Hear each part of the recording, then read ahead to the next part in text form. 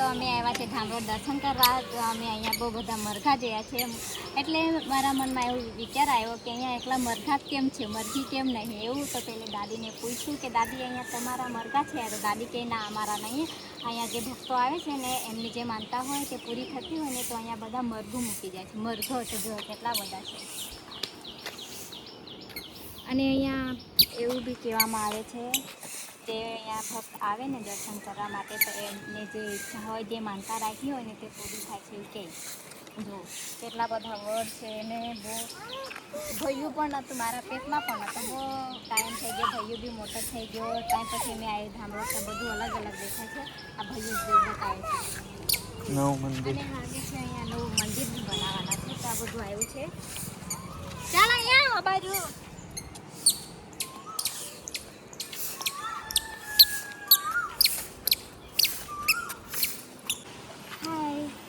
કેમ છો તમે બધા? તો આજે અમે આવ્યા છે ધામરોડ દર્શન કરવા માતાજીનું. અહીંયા બહુ દેશી મરઘા છે.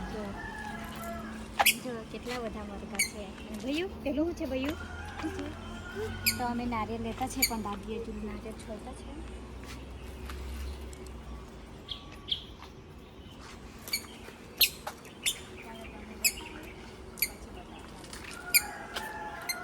પણ એના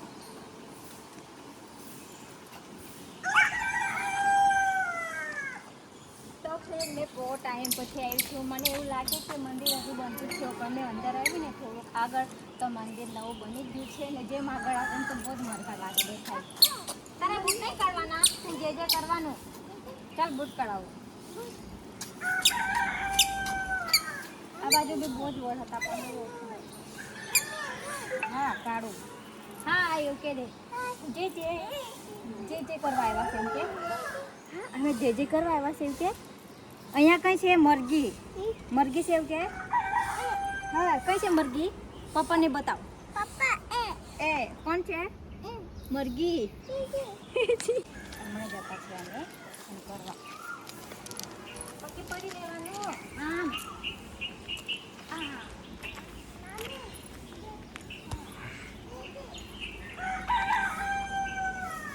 જય જય કર, જય જય જય ભગવાન. શું છે ભૈયું? જય જય છે, જય જય કર લે. હા ચાલ હવે જય ભગવાન. પગે પડી લેવાનું. પગ મૂકી નીચે મૂકો. ચાલો હવે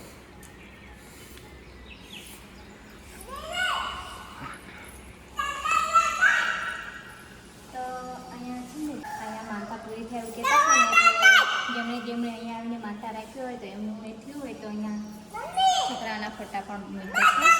ચાલ બહુ જ મોટું બની ગયું. પહેલાં તો નાનું હતું. અહીંયા બેન છે બેન. એ તું કરો ને.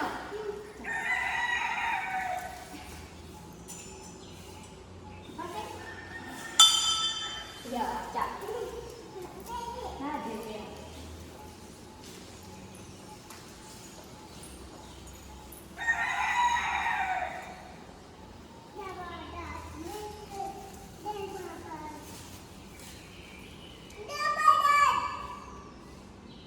જય જય કર.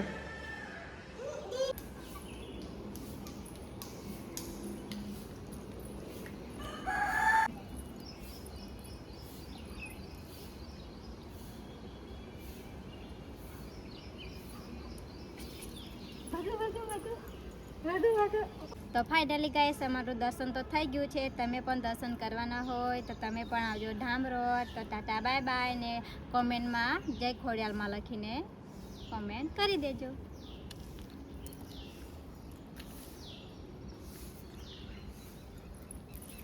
અને ખાસ એક વાત તો છે, અહીંયા બહુ જ મરઘા જોવા મળતા છે. જુઓ